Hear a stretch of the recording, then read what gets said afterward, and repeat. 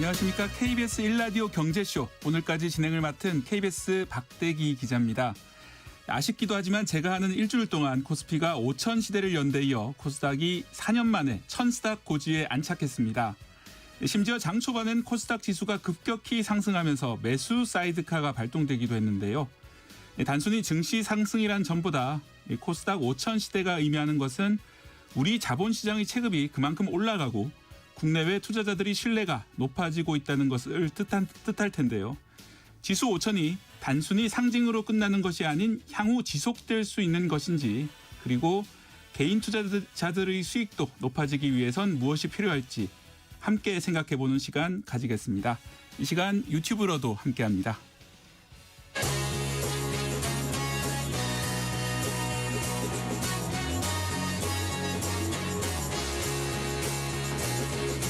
경제 시야를 넓혀드립니다. 투자의 지름길을 안내합니다. 돈 되는 정보를 발견하는 시간. KBS 1라디오 경제쇼. 먼저 오늘의 경제뉴스 정리해드립니다. 경제뉴스 브리핑 손석우 경제평론가 모셨습니다. 안녕하세요. 안녕하세요. 오늘 주식시장의 주인공은 코스피가 아니라 코스닥이었네요. 네. 코스닥이 초급등세. 저도 이런 급등세 오랜만에 보는 것 같은데. 네, 그렇습니다. 왜 이랬습니까? 일단은 지난주에 코스피 5,000포인트 달성하면서 네. 당시 이제 코스피 5,000 특위라고 있었습니다. 예. 그 특위가 이제 해산을 하면서 이재명 대통령과 또 오찬도 했죠. 예. 그 자리에서 이제 또 코스닥에 대한 정책적 수혜를 기대할 수 있는 이런 발언과 전망들이 나오면서 예. 오늘 좀 코스닥을 아주 강하게 밀어올린 측면이 있는데 일단 기록을 세웠습니다. 예. 4년여 만에 1000선을 넘은 겁니다. 오늘 하루에만 7%대 급등세. 7%. 네. 그래서 코스닥을 오늘은 먼저 말씀드려야겠네요. 종가 7.09% 상승한 1064.41 기록을 했습니다. 코스피는 오늘 0.81% 하락한 4949.59를 기록을 했습니다. 코스닥은 4년 5개월 만에 네. 최고치입니다. 수급을 보면 오늘 코스닥입니다. 외국인과 기관이 동반 매수했고 개인이 팔았는데 오늘 기관이 코스닥 주식들을 폭풍 매수했습니다. 네. 오늘만 2조 6천억 원어치 예. 매수 우위를 보였습니다. 꼭 그런 건 아니겠습니다만 아까 말씀하셨던 어떤 정치권의 움직임하고도 관계가 있는 건지 좀 궁금해지는 대목입니다. 네. 뭐 또 기관이 움직였다는 데서 충분히 뭐 연결고리를 생각할 수 있는 부분이긴 하죠. 네. 초반부터 심상치 않았죠. 2%대 상승세를 보이더니 가파르게 상승폭을 확대해서 오전 9시 59분에 코스닥 매수 사이드카가 발동됐습니다. 네. 요게 이제 선물 시장 내 주요 종목의 변동폭이 6%를 넘어서면 5분 동안 매매를 이제 차단하는 겁니다. 네. 시장을 좀 안정시키는 장치인데 그만큼 오늘 코스닥 시장 내에 수급 쏠림이 과열된 상태였다. 이런 뜻이고 상위주들 보면 오늘 다 급등세 보였습니다. 코스닥 시총 상위주들이 대부분 2차 전지와 제약바이오로 구성되어 있는데요. 네. 시총 1위가 알테오젠이라는 곳인데 제약바이오 얼마 전에 급락을 하기도 했었죠. 오늘은 4%대 급등세를 보였고 오늘 2차 전지주들 그야말로 폭등했습니다. 에코프로 그룹주는 20% 안팎으로 네. 로봇주인 레인보우 로보틱스는 25%대 폭등 양상이었습니다.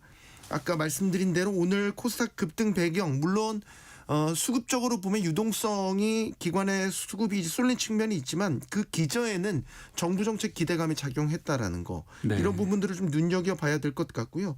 일단 올해 이런 분위기 속에서 올해 중순에 출범하는 국민성장펀드 또 기관들의 자금이 또 코스닥 모험자본에 투입될 거다. 이런 각종 지원 정책들의 힘이 실린 분위기고요. 네. 숫자적으로 보면 3,000스닥이라는 말이 이제 등장하기 시작했습니다. 5천 코스피 5천처럼 이 코스닥은 3천이다. 다음은 3,000스닥이다. 5천을 달성했기 때문에 이것도 하는 거 아니냐 이러다가 참고로 이제 닷컴 네. 버블 때 2000년이었죠. 당시 코스닥이 2,900선까지 올랐습니다. 예. 그때를 이제 뛰어넘는지를 이제 보고 여기에 대한 기대감이 실리기 시작했다. 네. 이렇게 봐야 되겠습니다. 네. 또 하나 좀 반가운 소식인데요. 반면에 원달러 환율은 오늘 급락을 했다는 소식입니다. 네, 그렇습니다. 예. 급락했습니다. 오늘 원달러 환율이 25.2원이 내렸어요. 1,440.6원에 일단 주간 거래를 마감을 했습니다. 의도했는지 아닌지는 모르겠지만 지난 20일 이재명 대통령이 신년 기자회견에서 한두 달 새 환율이 1,400원 전후로 떨어질 것이다. 네, 구두 이게 개입을 했죠. 네, 네. 대통령의 구두 개입 효과 이후에 어쨌든 계속 하락하고 있습니다. 환율이. 오늘 환율 급락은 엔화가 초강세를 보였던 이유가 강합니다. 이전에 뉴스가 있었죠. 미국과 일본이 지금 동시에 개입할 조짐을 보였죠.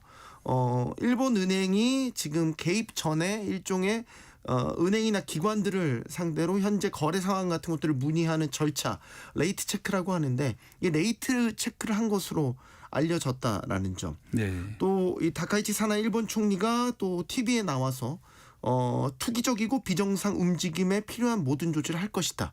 예. 이것도 일종의 이제 거기도 이제 구두 개입을 한 구두 것이네요. 개입한 그런 예. 발언인 거죠. 그러니까 이제 엔 달러 환율이 이제 엔화 입장에서 보면 엔화 가치가 급등을 한 거죠. 지금 엔 달러 환율이 160엔대 육박했다가 네. 오늘 장중에 153엔대까지 떨어졌고요. 지금은 또 155엔대 초반까지 떨어진 상태이고요. 지금 엔화가 강세로 가니까 전반적으로 달러가 다 주요국 통화 대비 다 약세로 가고 네. 있습니다. 그래서 달러 인덱스도 지금 97 초반대까지 떨어졌습니다. 이제 우리 원달러 환율 입장에서 주목할 거는 이 대통령이 예고한 대로 만약에 정말 한두 달 내로 1,400원 내외로 네. 원달러 환율이 떨어지게 되는지 이 부분이 결과적으로 주목이 가게 됐습니다. 예. 말씀하신 대로 이제 국제적으로 달러와 가치가 떨어지면서 이 원화 환율도 좀 정상화되고 있는 중인데 이 달러 가치가 떨어진 것도 영향을 준 것 같은데요. 이 금값이 사상 처음으로 온스당 5,000달러를 넘어섰다고요. 또 하나의 네. 어떤 이정표를 또 세운 셈인데 네. 이 숫자가 이 평이한 게 하나도 없네요. 다 예. 급등, 급락, 최고치 계속 지금 랠리인데 예. 지금 위험자산인 주식뿐 아니라 안전자산인 금까지 같이 오르는 에브리싱 랠리가 또 지금 나타날 조짐이거든요. 오늘 새벽에 금이 온스당 5,000달러 네. 넘었습니다. 사상 최고가 다시 경신한 거고요. 이게 이제 현물도 있고 선물도 있는데 일단 선물 기준으로 말씀드리면 뉴욕 상품거래소에서 거래되는 2월 인도분 선물 가격 기준으로 현재 5,070달러대에 거래되고 있습니다. 국내 금값도 오늘 오전 기준으로 제가 보니까 순금 한 돈에 이제 그 사시는 가격입니다. 예. 101만 원. 그러니까 이제 거기 가서 살 때 101만 원이고 네. 팔 때는 보니까 80만 원대 후반 정도 형성돼 네. 있는 것 같아요. 당연히 이제 예. 거기에는 좀 비용이 붙게 돼 예, 있죠. 이게 이제 가파르게 오른다라는 게 이게 무슨 주식처럼 가파르게 오른 안전자산이 금이거든요. 원래는 가파르게 오르면 안 되는 안 게 되는 거죠. 안전자산이니까. 예. 지금 근데 안전자산의 의미가 퇴색될 만큼 금이 너무 가파르게 올랐어요. 2년 전이 2월 2024년 2월에 금 가격 당시 온스당 2,000달러를 밑돌았습니다. 네. 지금 5,000달러 넘었으니까 2.5배 오른 거죠. 작년에만 70% 가까이 올랐으니까요. 정말로 가파른 추세 보이고 있는 겁니다. 그럼 금 가격이 왜 이렇게 가파르게 오르냐? 매번 반복되는 얘기지만 사실 구조적인 요인에다가 단기 수급적인 요인이 같이 작용하고 있기 때문으로 네. 보는 게 정설이죠. 그러니까 저금리나 약달러 기조 속에서 중앙은행들의 꾸준한 매입 수요 이런 것들을 구조적 요인이라고 봐야 되고 단기적으로 보면 이제 수급을 투자 심리를 좌우하는 이슈가 또 동시다발적으로 발생하고 있죠. 단기적인 수급 요인이라고 하면 최근에 뭐 그린란드 사태를 비롯해서 뭐 미국과 유럽 간 지정학적 불안 요인이 늘어난 데 따른 안전자산 선호 현상 또 있죠. 우크라이나, 러시아, 미국 중재로 3자 평화 협정 기대가 되게 높았는데 어쨌든 불발됐습니다. 네. 이런 것들에 따른 금매수 촉발한 요인도 있고요. 여기에다가 하나만 더 하자면 지금 차기 미 연준 의장이 곧 발표 임명이 될 것 같습니다. 네. 그런데 이제 이전에 트럼프 대통령이 이제 현 의장인 제롬 파월 의장과 대립각을 세우면서 중앙은행의 독립성을 위협하는 이런 이제 행태들이 전반적으로 보면 통화 정책에 대한 불확실성 요인으로 작용을 하고 네. 있거든요. 여기에다가 차기 의장도 지금 새로운 인물이 또 부상을 예. 하고 있는 거예요. 이제 이런 요소들이 통화 정책에 대한 불확실성으로 작용하면서 믿을 건 실물 자산인 금밖에 없다. 또 이런 식으로 가다 보니까 같은 안전자산 내에서도 예를 들어서 내가 국채에 투자하는 것보다 달러에 투자하는 것보다 차라리 난 그냥 금이 낫겠다. 네. 이제 이런 식의 요인들이 작용하고 있다라는 거죠. 말씀을 들어보면은 지금 단기간에 변화가 있기 어려운데 그렇다면은 금값이 더 오를 것이고 지금이라도 사야 되는 게 맞다 이렇게 보고 계십니까? 이게 이제 기관들이 계속해서 금에 대한 전망치 이제 업데이트된 보고서를 내놓고 있는데 네. 사실 지난 연말에 조금 엇나간 기관들이 좀 있었어요. 네, 너무 많이 올랐다. 이제는, 그렇죠. 이제는 그만 살 때다. 이렇게. 말 그대로 이제 피크아웃이다. 예. 그러니까 우상향 오르긴 오르더라도 유동성의 힘으로 올라가는 데는 어느 정도 꼭지에 가까이 왔기 때문에 네. 올해 오르긴 오르더라도 오르는 추세 자체는 둔화될 것이다. 이런 전망들에 좀 힘이 실렸거든요. 네. 그런데 지금 연초에 금이 다시 또 랠리를 보이니까 기관들의 시각도 또 지금 달라진 모양새입니다. 네. 지금 금 전망을 보통 가장 공격적으로 하는 곳이 미국 대형 투자은행 중에서는 골드만삭스인데요. 네. 최근 또 업데이트된 보고서를 통해서 금 올해 그 전망치를 기존 4,900달러에서 5,400달러로 또 상향했습니다. 예. 이게 이제 트럼프 랠리로 보는 시각도 있어요. 최근 이제 베네수엘라 사태부터 해서 그린란드 사태, 지금 이제 이란 사태 같은 경우 현재 진행형이죠. 트럼프가 일으키고 있는 지정학적 리스크. 이걸 최근에 등장한 용어를 좀 빌려보자면 파포식 외교. 즉 이제 영어인데 이게 이제 은어라서 제가 예. 말씀 못 드리겠지만 미국에 까불면 다친다라는 식의 이제 일방주의적인 외교 이거에 네. 따른 불확실성을 고려할 때 이런 금 같은 귀금속 가격의 강세가 이어질 공산이 크다. 네. 이런 전망 나오고 있는 거죠. 근데 국제적으로는 말씀처럼 이제 귀금속 가격이 하늘 높은 줄 모르고 치솟는데 우리나라에서는 항상 이 부동산 가격이 문제입니다. 이재명 대통령이 5월 9일로 끝나는 다주택자 양도소득세 중과 유예 조치를 연장하지 않겠다는 입장을 내놨었는데 지난 주말 사이에 다시 한번 쐐기를 박으면서 강한 실현 의지를 드러냈다고 합니다. 네. 이게 이제 지난주 금요일에 기자님이랑도 이 얘기를 예. 했었는데 이제 이재명 대통령이 23일에 요것과 관련돼서 양도세 중과 유예 조치 연장하지 않겠다. 네. 이 입장을 밝혔는데 그 뒤로 사실 다양한 시장의 반응들이 막 나왔어요. 관련 보도들도 이제 잇따르고. 예. 그런데 이제 그 보도들의 상당수가 부정적인 반응들이 좀 많았죠. 예를 들면 다주택자들이 그럼 어떻게 반응을 할 것이냐. 네. 뭐 집을 팔기보다는 버티기나 증여를 택할 것이다. 뭐 네. 이런 식의 이제 전망들이 나오니까 여기에 대해서 이 대통령이 어떻게 보면 주말 사이에 다시 한번 쐐기를 박는 네. 더 강력한 메시지를 이제 내놓은 거거든요. 그런 이제 반응이 흔들리지 않겠다. 네. 예. 네 차례나 메시지를 낼 정도로 상당히 강경했습니다. 버티는 게 이익이 되도록 방치할 만큼 당국이 어리석지 않다. 네. 팔면서 내는 세금보다 버티는 세금이 더 비싸도 그렇게 할 수 있겠냐. 예. 이제 이거는 뭐 강경한 메시지지만 또 다른 측면에서는 세금 강화 카드 그중에서도 네. 이제 보유세 좀 새로운 조치를 좀 암시하는 그런 발언까지 한 거네요. 그렇죠. 이런 것도 시사하는 발언인 거였죠. 다만 이제 그런 얘기도 했습니다. 5월 9일까지 계약한 건 중과세 유예를 해주도록 국무회에서 의논하겠다. 이제 이 얘기는 지금 중과 연장을 이제 하지 않겠다면 네. 만약에 이 조치 때문에 집을 매도하려는 사람들은 시간이 너무 촉박하다라는 이제 지적이 예, 나오니까 지금 계약해도 사실 5월 9일까지 계약을 완료하기가 쉽지 않으니까 이런 그렇죠. 발언을 한 거죠. 네, 이제 그 등기를 해야 되거나 잔금을 치르는 기준이어야 되는데 예. 규제 지역에 묶여 있으면은 이제 관할구청에 신고를 해서 이런 것들이 승인이 나는 기간까지 감안을 하면 너무 빠듯하다. 네. 그러니까 일단은 계약한 것까지는 다 유예를 해주도록 이제 별도 이제 조치를 취하겠다. 요건 이제 퇴로를 일종의 열어주겠다. 네. 다만 이제 확정적으로 말하지 않고 의논을 하겠다 이런 식으로 약간 네, 물론 열어뒀습니다. 그렇습니다. 예. 어쨌든 메시지를 종합해 보면 다주택자 양도세 중과는 반드시 가야 할 길이다.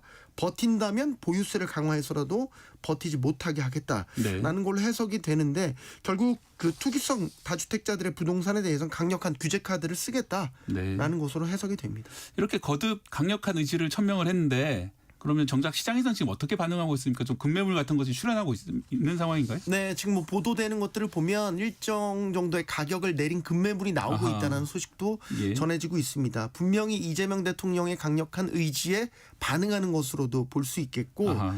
사실 이제 어느 정도 예상을 했다라는 분위기도 있어요. 네. 그래서 이거를 어떻게 대처를 할까 미리 예를 들어서 컨설팅을 받는다라든지 네. 아니면 시장 동향을 면밀하게 지켜보는 분위기도 상당히 강해지고 있습니다.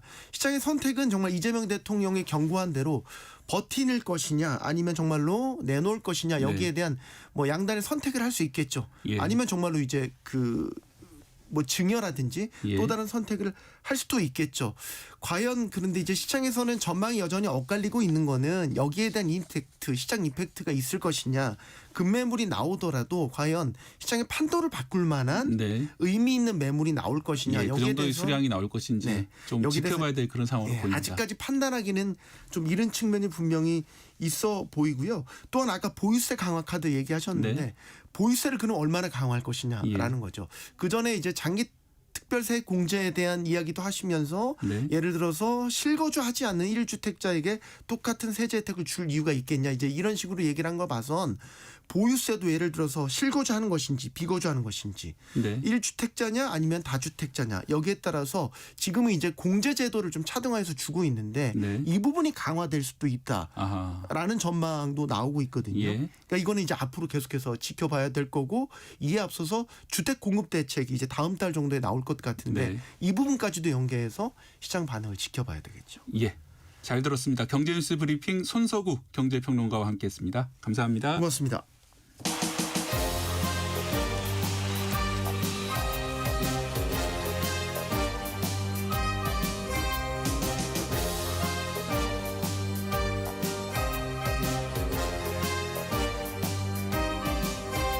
경제를 알아야 세상이 읽힙니다. 투자를 알아야 돈이 보입니다. KBS 1라디오 경제쇼. 코스피 5천 돌파이에요. 오늘은 코스닥이 4년 만에 1000포인트를 돌파했습니다. 단순히 지수만 오른 게 아니라 한국 증시 체질이 개선되고 있다는 신호일까요?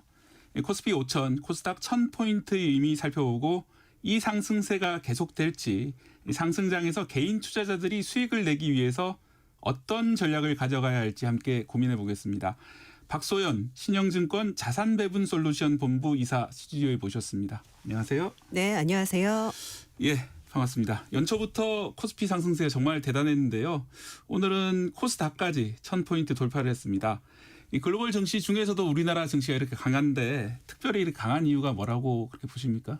네, 작년 2025년에 코스피가 75%가 올랐더라고요. 예. 전 세계 1등이었고요.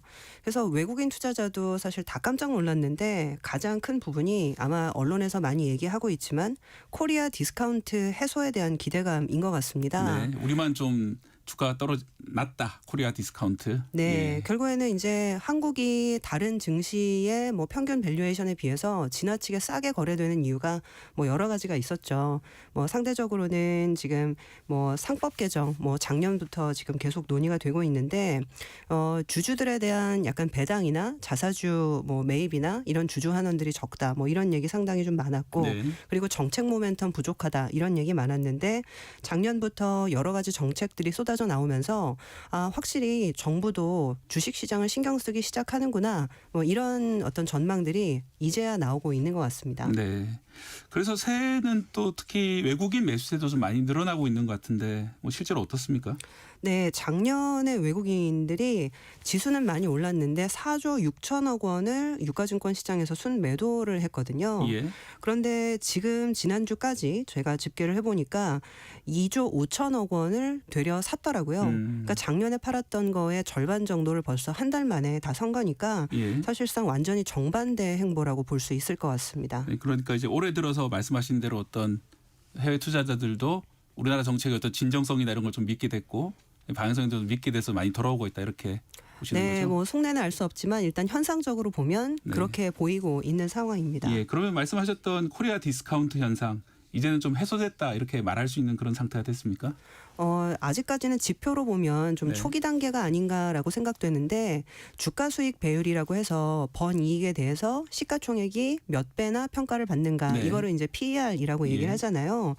근데 이제 삼성전자랑 SK하이닉스가 아시겠지만 올해 반도체가 초호황이다 보니까 어마어마한 이익을 벌 걸로 예상이 워낙 되고 있습니다. 어닝이 높다 보니까 프라이스가 못 따라가고 있다. 그런 그렇죠. 예. 그러다 보니까 지금 밸류에이션이 오히려 지금 지수가 올랐는데도 오히려 하락을 해서 예. 아직도 사실 저평가 상태라는 것은 지금 변하지 않고 있는 상태입니다. 예. 하지만 지금 인식의 개선이나 기대감은 확실히 올라가고 있기 때문에 재반 분위기는 바뀌고 있다. 이렇게 보여지고 분위기가 있습니다. 좀 달라지고 있다. 네네. 그리고 또 나오는 것이 이제 지난해 이제 1, 2차 상법 개정안이 통과가 됐어요. 말씀하셨던 것처럼 그게 이제 코리아 디스카운트 해소하고는 어떤 관계 좀 해소하는 데 많이 도움을 줬다고 보시나요?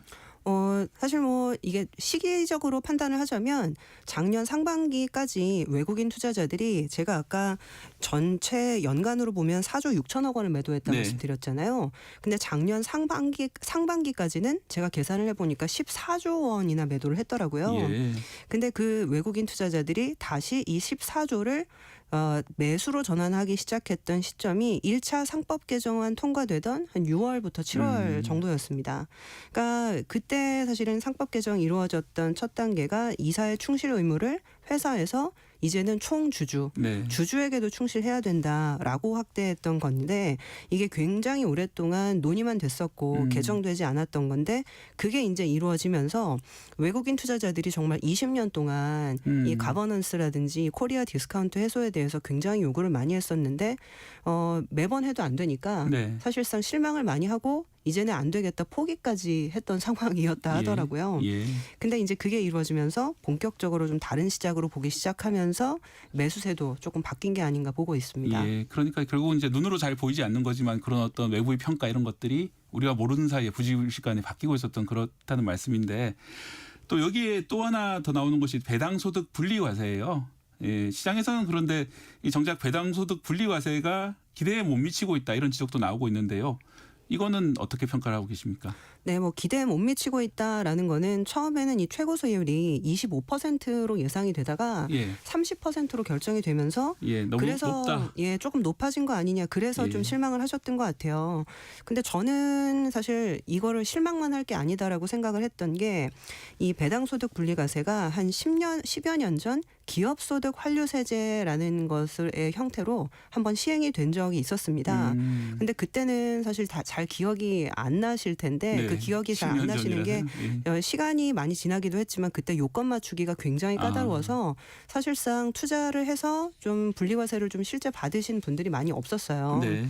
근데 그때에 비해서 요건이 굉장히 조금 쉬워지기도 했고요. 예. 그리고 이제 주주 환원에 대한 필요성 같이 기업들이 실제 이제 배당을 줘야 되는 기업들이 예. 정책을 받아들이는 분위기 자체도 굉장히 달라진 것 같습니다. 예. 그래서 이런 부분들이 배당소득 분리과세가 세율이 약간 높아졌다고 해도 전체적인 분위기가 달라졌기 때문에 저는 그 인식 자체가 좀 달라지고 있다는 부분을 가장 좀 크게 좋게 생각을 하고 있고요. 예. 아시겠지만 미국이나 유럽은 배당을 이미 우리나라랑은 달리 분리과세를 오래 해오고 있었습니다. 네. 그 이유가 이제 법인세라는 거는 이제 법인세를 납부한 후의 이익에 대한 분배가 배당이다라고 네. 생각을 해서 배당을 합산과세하면 동일한 소득원에 대해서 이중으로 과세를 하는 거기 때문에 예, 배당으로 한번 세금을 떼고 또 법인세로 또 떼고. 맞아요. 예. 그러다 보니까 이제 이게 이중과세다. 네. 그래가지고 이제 분리과세를 해주고 있었는데 우리나라는 이런 부분보다는 배당은 기업 총수들이나 부자들이나 받는 거야. 네. 라고 하다 보니까 이게 우리 소득 재분배 차원에서는 배당을 분리과세하면 안 돼. 그러니까 예. 이러한 사실 인식 때문에 굉장히 좀 이게 분리과세를 안 하겠다라는 입장이 강했던 것 같거든요. 근데 최근에 이제 개인 투자자들이 굉장히 늘어나고 그리고 이제 연금이나 이런 쪽에서도 사실 주식 투자를 많이 하다 보니까 네. 오히려 배당을 많이 주는 것이 국부의 증진 그리고 연금의 어떤 수익률 개선에 상당히 도움이 된다라는 인식 네. 개선이 있었던 것 같고 그런 차원에서 이런 정책 변화도 이루어진 게 아닌가라고 보고 있습니다. 예, 맞습니다. 실제로 이제 국장에서 배당을 좀 많이 줘야지 많이 걱정하시는 미국장으로 흘러나가는 이제 돈도 좀 줄어들 텐데 그렇죠. 네. 일반 투자자 입장에서 보면은 이 아직도 이 배당소득 분리과세 대상이나 요건이 상당히 좀 어려운 그런 편이거든요. 네네. 예, 투자자들이 직접 투자를 할 때 이 배당소득 분리과세 혜택을 좀 보려면 어떤 식으로 투자를 해야 될까요?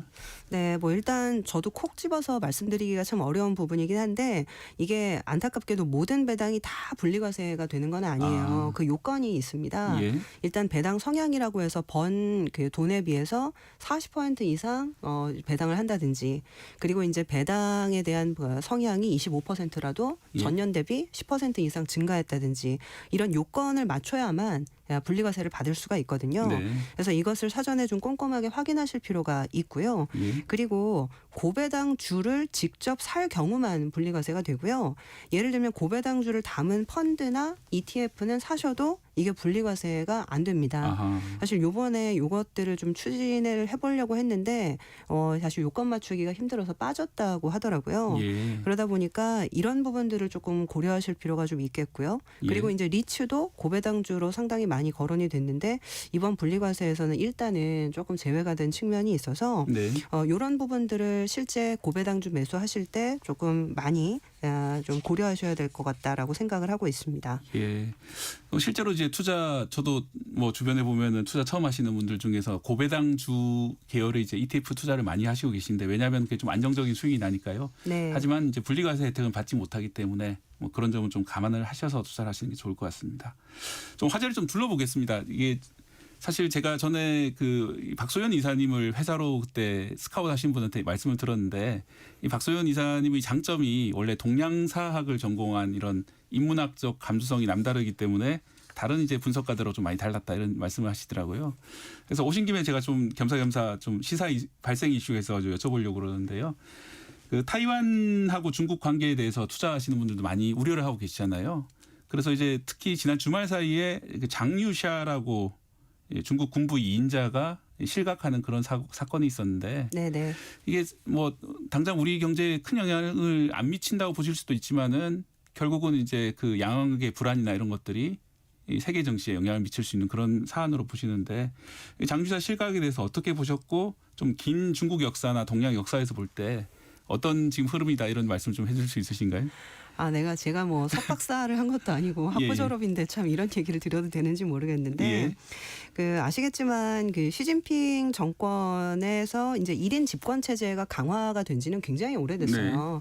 사실 뭐 거의 10년째 이루어지고 있는 것이라서 이번에 이제 장유샤의 실각도 사실상 그 일환이라고 보면 크게 사실은 놀랍지 않은 이벤트라고 네, 보는 시각이 당연한 맞을 것 일이었다. 같고요. 네. 네. 근데 이제 중요한 거는 정말 이 사람이 실각됐으니까 정말 당장 대만 침공이 이루어질 거예요. 네. 이거는 약간 좀 극단적인 시각이 아닐까 생각을 하는데 사람이 바뀌면 그 시스템을 사실 정비하는 데도 시간이 많이 걸리고 네. 그리고 이제 이 사람을 대신할 사람을 추가 임명하는 부분들 필요하기 때문에 네. 이 프로세스 상에서 전체적으로 안정화 기간이 필요하기 때문에 당장 어떻게 되고 이런 부분은 아닌 것 같아요. 오히려 급변할 가능성은 적다. 네, 상황이. 저는 사실 단기적으로는 그렇게 보는데 예. 약간 좀 학계에서는 좀 그런 시각도 있는 것 같습니다. 이게 이제 사람이 변하면 전반적인 그 사물을 보는 시각이 네. 변하게 되잖아요. 근데 이 도광량회라고 해서 중국의 1950년대 한 60년대 생들은 예. 이게 미국과 전면적으로 그 대적하려고 하지 않고 이 조용한 곳에서 예. 때를 기다리면서 실력을 키우면서 어떤 이제 적의를 드러내지 않는 게 도광양이라는 맞아요. 뜻이잖아요. 맞아요. 그래서 예. 그 도광량회를 항상 마음에 새기고 우리는 때를 기다려야 된다. 네. 그러면서 이제 이 미국과 사실 그 적대적으로 나서는 것들을 굉장히 조심스럽게 생각을 했다 네. 하더라고요. 근데 아시겠지만 이제 우리나라도 마찬가지고 뭐 일본도 마찬가지인데 이게 그 가난함과 굶주림을 모르는 세대가 이제 주류가 됐을 때 네. 예를 들면 이제 뭐 바링허우 막 이런 말들로 많이 쓰는데 예. 중국에서 이제 1980년대생들은 정말 굶주림을 경험하지 못한 첫 세대라고 얘기를 하잖아요. 네. 근데 이제 70년대, 80년대생들이 주류로 올라오게 되면서 예. 이런 도광향해적인 접근 방식이 약화되고 있다는 얘기는 상당히 좀 있더라고요. 예. 그래서 실질적으로 이미 재계에서도 그런 어떤 전환 같은 것들이 많이 일어났는데 그 작년에 기사를 보다 보니까 중국의 최대 부호가 1980년대생에서 등장했다. 아하. 이런 기사가 있더라고요. 예. 근데 그게 누군가 보니까 틱톡 아시죠? 예. 그 틱톡의 그 모 바이트댄스. 회사가 바이트댄스. 예. 근데 그 바이트댄스의 창업자가 장이밍인데 예. 저도 깜짝 놀란 게 1983년생입니다. 예. 그러니까 어떻게 보면 재계에서도 이미 이런 헤게모니 체인지가 일어나고 우리보다 있고 훨씬 더 젊은 사람들이 이제 그렇죠. 나라를 움직이고 있는 거군요. 그러다 보니까 그 사실 이 군부나 내지는 정계에서도 이런 좀 세대 교체가 이미 일어나고 있을 가능성이 굉장히 높고 장주열만 해도 사실은 혁명 2세대라고 하는 중국 그들이 그렇죠. 예, 그렇게 약간 좀 나이 같은 세대였는데 그것이 아니라 더 젊은 세대로 가면은 또 어떤 식으로 바뀔지 모르겠다. 그렇죠. 예. 그래서 이런 세대 교체 같은 것들이 점진적으로 이제 이루어졌을 때 그 임계점을 넘는 네. 그런 트리거 포인트가 사실 언제 나타날지 그런 부분을 좀 두렵다라고 얘기하시는 네. 분들이 많더라고요. 예, 네. 잘 들었습니다. 제가 돌발 질문드려 죄송하고요. 또 하나 좀 여쭤볼 게 이제 국내 증시로 다시 돌아와가지고 말씀드리자면은 지금처럼 사실은 장이 엄청 좋을 때는 사실은 지금 들어가야 되냐 아니면 좀 더 기다려야 되냐. 왜냐하면 잘못 들어갔다 고점이 물릴 수도 있고 이런 맞아요. 고민들을 많이 하게 되는데 네. 그런 어떤 매수 매도의 전략에 대해서 어떻게 이제 판단을 하고 들어가고 어떨 때 이제 팔고 나오고 왜냐하면 이익 실현도 정말 중요하잖아요. 왜냐하면 그 살 때는 그 매수는 기술이지만 매도는 예술이다 이런 말이 있을 정도로 매도가 정말 어렵거든요. 네네. 실제로 왜냐하면 들고 있다 계속 다시 하락할 수도 있는 거고 네네. 어떻게 보십니까? 그런 사는 것 파는 것에 대해서. 사실 제가 그 증권회사 입사한 지 한 25년 가까이 됐는데요. 예. 저도 연식이 좀 있어가지고. 아주 정말 이제 원래 고참이라고 해야 되나? 그러시죠? 네. 예. 근데 진짜 정말 날고기는 투자자들도요. 생각보다 타이밍을 좀 귀신같이 잡지는 못하더라고요. 근데 가장 중요한 거는 무릎에 사서 어깨에 팔라. 이게 굉장히 많이 들어본 격언이실 텐데 네. 이게 기본인 것 같아요. 그러니까 어찌 보면 조금 비싸게 살 각오를 하면서 사야 되는 거고요. 예. 조금 싸게 팔 각오를 하면서 팔아야 되는 거죠. 예. 다 모든 이익을 다 얻을 수가 없다 한 사람이. 그렇죠. 예. 근데 그게 가능한 이유는 추세를 보기 때문에 네. 가능한 거거든요.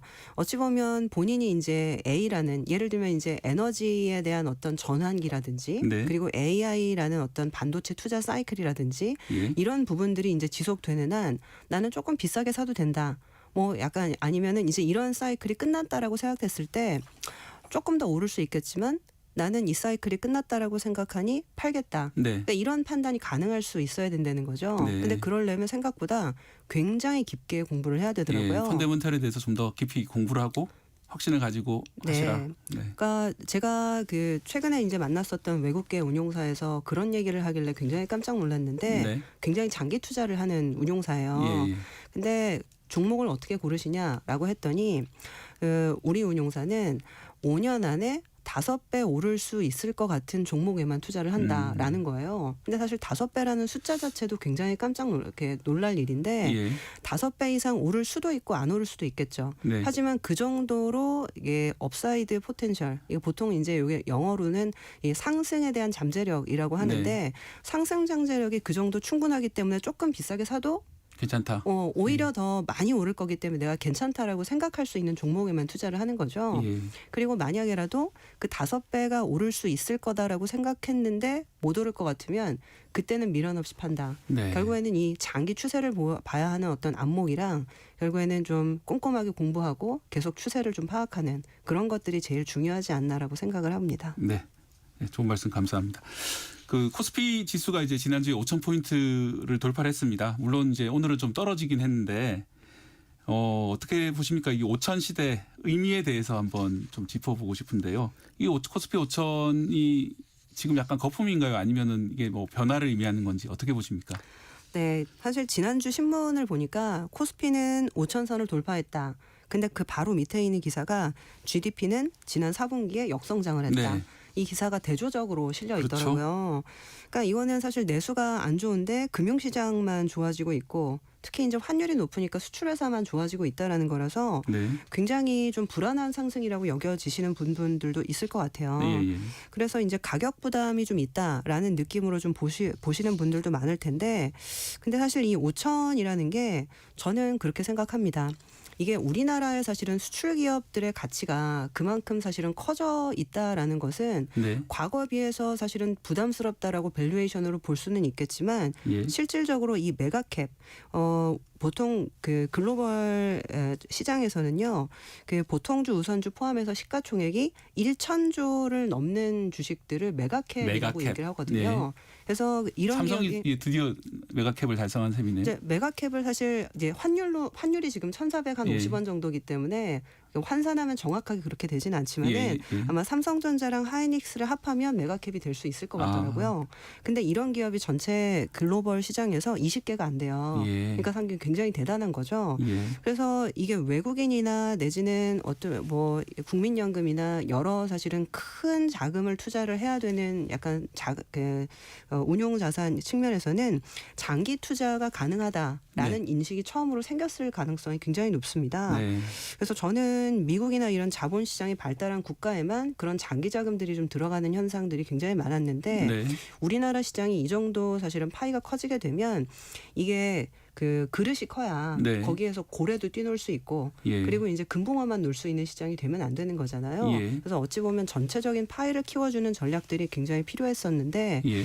작년부터 올해까지 정책적인 여러 가지 노력 때문에 그런 파이가 커지고 있다라는 부분은 저는 긍정적으로 좀 보고 싶고요. 네. 그런 관점에서 단기적으로는 좀 밸류에이션 부담이 있다. 하지만 중기적으로는 조금 더 큰 흐름에서 나타나고 있는 변화도 같이 보실 필요가 있겠다라고 말씀드리고 싶습니다. 네, 삼성전자와 하이닉스라는 이제 큰 기업들이 국제적으로 봐도 큰 기업들이 탄생했기 때문에 그것이 시장의 근본적인 변화를 이끌어낼 수도 있다 이렇게 보시는 관점이었습니다.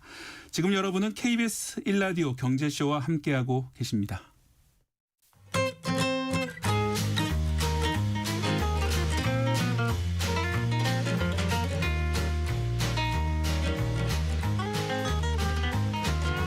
경제 맛집 투자 핫플. 지금은 돈 벌기 딱 좋은 시간. KBS 1라디오 경제쇼.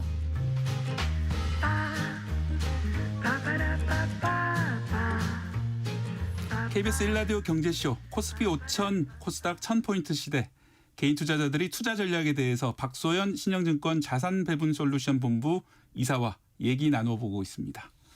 다음 얘기 넘어가겠습니다. 지난해 말부터 고환율 문제 계속 언급이 되고 있는데요.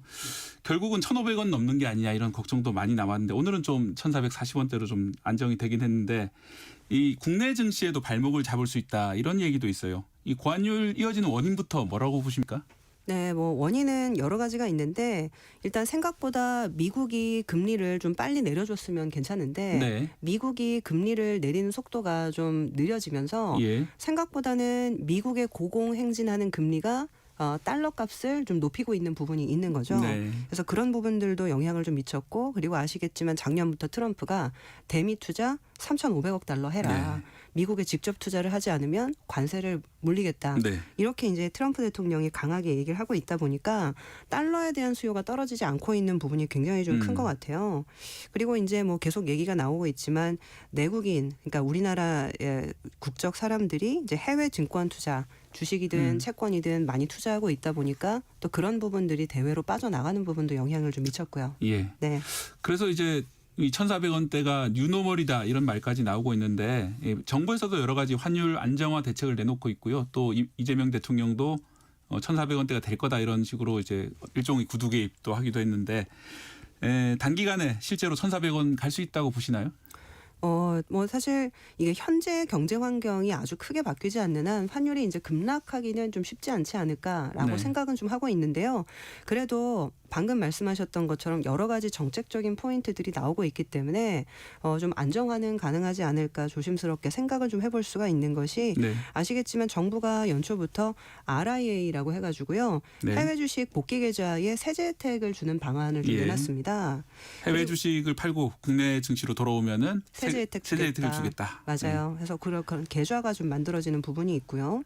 그리고 오늘 뭐 지금 코스닥이 뭐 1,000스닥 네. 뭐 달성을 했는데 이런 식으로 이제 한국 주식 시장의 매력이 굉장히 확대가 되면 해외를 팔고 한국으로 사실 복귀하는 그런 흐름이 생각보다 굉장히 강해질 수 있는 측면들이 좀 있거든요. 이렇게 그리고 주식 증시가 이제 화랑이기 때문에 그렇다는 말씀이시고 그렇죠. 지난주에 우리 출연하셨던 카카오페이 증권사 대표님도 최근에 이제 동학개미들이 많이 사용을 하고 있다 뭐 이런 말씀도 하시더라고요. 네, 거기에다가 아까 말씀드렸던 것처럼 계속 팔기만 했었던 외국인 투자자들도 최근에 환율이 높으니까 네. 오히려 우리나라 주식이 싸 보이는 그런 음. 효과들이 있을 거거든요. 그래서 좀 변화는 조금 시작되지 않았나라고 생각은 하고 있습니다. 네.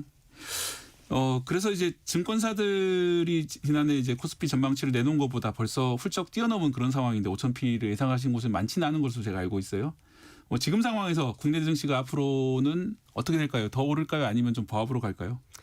일단 이게 그 5천이라고 하면은 이제 라운드 넘버라고 해서 예. 땡땡땡 0이 이제 뒤에 붙는 숫자잖아요. 예. 그래서 이제 앞자리가 딱 바뀌었기 때문에 목표가 5천선이었는데 이거를 굉장히 조기에 달성해서 사실상은 좀 쉬어갈 가능성도 좀 있지 않나라는 생각도 좀 들긴 합니다. 네. 근데 중요한 거는 지금 굉장히 많은 정책적인 모멘텀이 뒤에 좀 남아 있거든요. 예. 아까 이제 잠깐 말씀을 드렸지만 2월이랑 3월이 본격적인 배당을 받는 시즌입니다. 예. 예전에는 12월 말에 주식을 갖고 있어야 예. 배당을 받을 수 있었는데 이제는 배당 기산일을 정관을 변경해서 이렇게 배당을 언제 주겠다 얘기를 한 다음에 그 이후에 주식을 사도 네. 배당을 받을 수 있도록 지금 많은 아하. 기업들이 바뀌었기 때문에 예. 2, 3월이 배당 시즌이기 때문에 그때 이제 주식을 사는 사람들도 상당히 좀 많을 거고 배당률이 그리고- 높은 주식 위주로 많이 사야 되겠네요. 그렇죠. 그리고 이제 3월이 주총 시즌 아닙니까? 네. 그러다 보니까 이제 행동주의에 대한 어떤 모멘텀 네. 결국에는 이제 이런저런 것들을 요구하면서 바뀐 주가를 상법 때문에 올려라. 더더욱 더 활동이 활발해질 수도 있고요. 맞아요. 그런 것들이 있고 그리고 또 앞서 말씀하셨던 것처럼 코스닥 관련된 어떤 정책 모멘텀도 있기 때문에 네. 지수 자체는 5천선에 조금 머물더라도 다른 형태로 시장을 좀 끌어올리는 재료들이 많이 나오고 있기 때문에 네. 좀 많이 빠지지 않은 채 예. 오히려 좀 다른 각도로 시장이 전개되지 않을까 생각을 해볼 수 있을 것 같습니다. 이건 좀 조심스러운 질문인데요. 이 코스피가 재평가된 것처럼 코스닥도 재평가 받는 거 아니냐? 뭐 이런 얘기도 있거든요. 그건 어떻게 좀 보십니까? 근데 그 재평가를 받으려면 여러 가지 근본적인 개혁 조치들이 좀 있어야 됩니다. 코스닥에도 개혁 조치가 필요하다. 그렇죠. 사실 코스피는 지금 상법 개정이나 이런 형태로 네. 해서 어느 정도 근본적인 펀더멘탈이 달라질 거다라는 생각을 많은 사람들이 하고 있거든요. 네.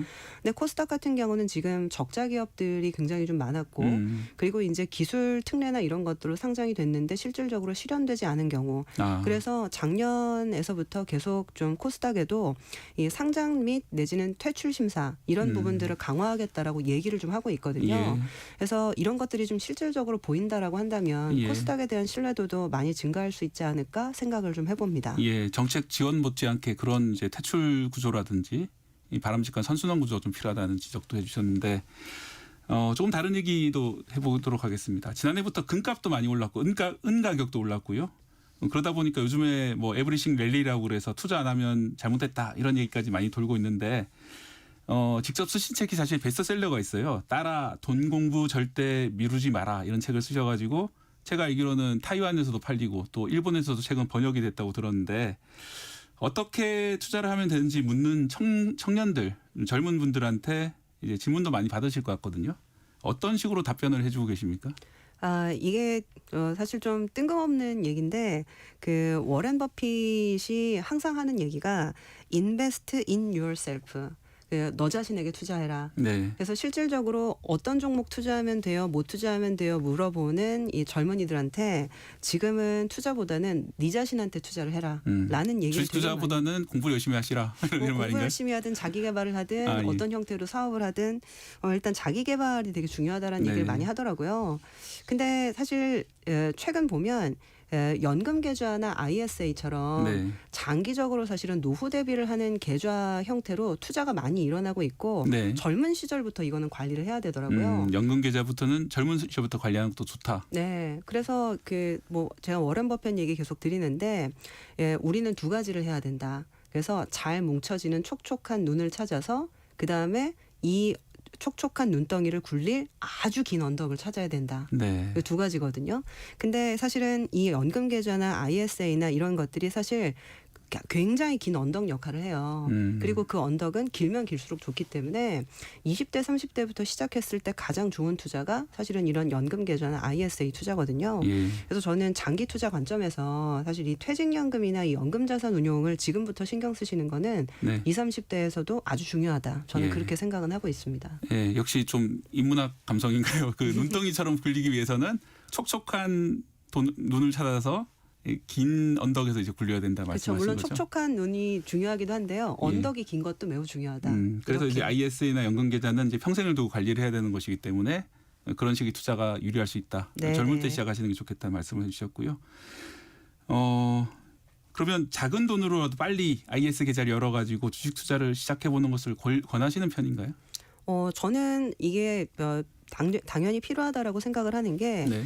이게 본인이 직접 투자를 했을 때 뉴스 하나를 보는 시각도 상당히 많이 달라지더라고요. 네. 그러니까 뭐 저희 딸 같은 경우도 이제 아직 고등학교 졸업은 안 했는데요. 이게 실질적으로 저랑 같이 가끔 얘기를 해요. 신문을 보다가. 네. 근데 예전에는 아예 관심이 없다가 이렇게 제가 어떤 펀드나 뭐 내지는 어떤 ETF 얘기를 하면 그런 것 관련돼서 얘기를 하다가 저한테 신문 기사를 가져오더라고요. 아. 이런 기사가 있는데 이건 어떻게 생각하냐. 음. 그러니까 어찌 보면 본인이 직접 투자를 하고 있고 우리 가족 계좌에서 투자가 일어나고 있다라는 생각을 하면 이런 금융 상품을 보는 눈 자체가 굉장히 달라지기 때문에 네. 소액으로라도 저는 교육적으로라도 투자를 하다. 투자는 시작은 하는 게 이른 시점부터 저는 중요하다라고 생각은 해요. 네. 그렇다면 20, 30대를 위해서 이 뭐 직접적인 추천 어려우실 수도 있지만 이 포트폴리오가 있다면은 어떤 식으로 이제 처음에 포트폴리오를 만들어야 될지 그런 것도 좀. 네, 이게 뭐 조금 뭐 민감한 얘기일 수는 있는데요. 돈이 많은 사람은 당연히 투자를 해야 되고요. 돈이 조금 있는 사람은 투자를 하면 안 된다. 하지만 돈이 아예 없는 사람은 투자를 반드시 해야 된다. 그러니까 네. 이런 약간 격언이 있거든요. 금융시장에. 그러니까 이 얘기는 뭐냐면 20대, 30대는 이제 사회생활을 시작하는 단계이고요. 그리고 어찌 보면 월급이라는 형태로 내지는 사업소득이라는 형태로 굉장히 오랜 기간 경제활동을 앞으로 할 거기 때문에 네. 조금 더 위험성 있는 투자를 한번 해볼 수 있는 나이기는 해요. 예. 그래서 이 TDF라고 해서 이게 글라이드 패스라는 부분이 있거든요. 네. 이게 영어로 표현하면 글라이드 패스고 생애주기 투자라고 얘기할 수가 예. 있습니다. 20, 30대는 조금 더 위험자산 투자를 많이 하고요. 그리고 5, 60대 가면서 또 안전자산으로 이제 올라가는 채권 같은 안전자산. 맞아요. 그런 쪽으로 이제 올라가는 투자인데 사실 20, 30대는 포트폴리오가 필요한 부분도 있지만 조금 더 위험 자산의 비중을 좀 더 많이 가져갈 수 있는 자산 배분을 할 수 있는 나이거든요. 네. 그래서 뭐 1990년생이라고 한다면 2050년에 60살이 될 텐데 이 환갑부터 이제 안전자산 투자를 늘려간다. 약간 이런 개념으로 네. 그런 관점의 포트폴리오 구성은 저는 가능하지 않을까라고 생각을 한번 해봅니다. 예. 네. 젊을 때는 조금 위험에 뛰어들더라도 나이 들면서 그 비중을 좀 줄여가면서 네. 채권으로 가는 그런 식으로 한번 인생을 설계해 보시는 게 어떨까 이렇게 말씀을 해주셨고요. 최근에 이제 뭐 너도 나도 금 투자 이런 거 종목에 우르르 뛰어드는 그런 현상이 포모 현상이라고 하죠. 그런 게 좀 많이 나타나고 있는데 요즘처럼 아무리 다 오르는 상승장에서도 의외로 마이너스 수익률 내시는 분들도 많다고요?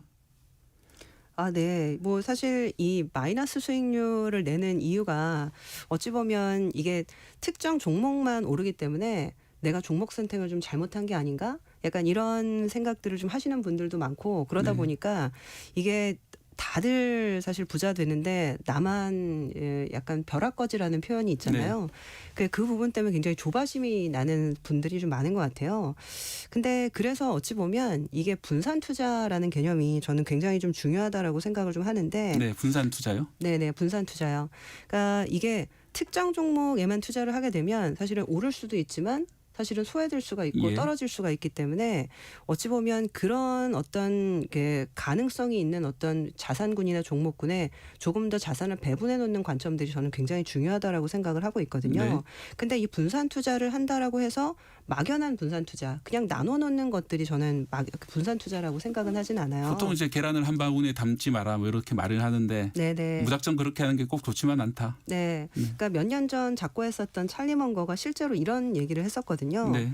그러니까 이게 금융투자학계가 분산의 개념을 지나치게 미화하는 바람에 투자자들한테 피해를 끼쳤다. 네. 그러니까 이제 이게 무조건 나눠 놓는 게 사실 좋은 거다. 그러니까 그냥 계란을 그냥 세 바구니에 나눠든 네 바구니에 나눠든 어떤 바구니가 하나가 깨져도 나머지 바구니는 남으니 남는 게 있는 거 아니냐. 그러니까 이런 게 분산 투자의 개념이 아니라는 거예요. 네.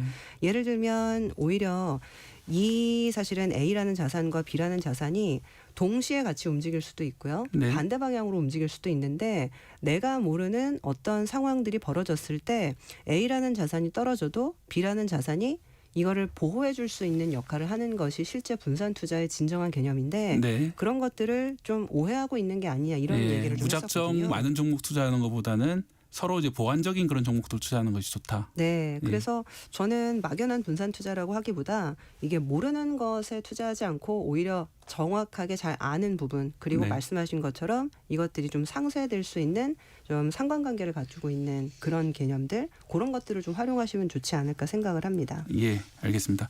너무 궁금한 게 많은데 오늘은 여기에서 이제 마무리를 해야 될 것 같고요. 예, 다음에 또 좋은 기회 모셔서 다양한 인문 감수성이 가득한 그런 투자 조언들을 좀 더 들어보도록 하겠습니다.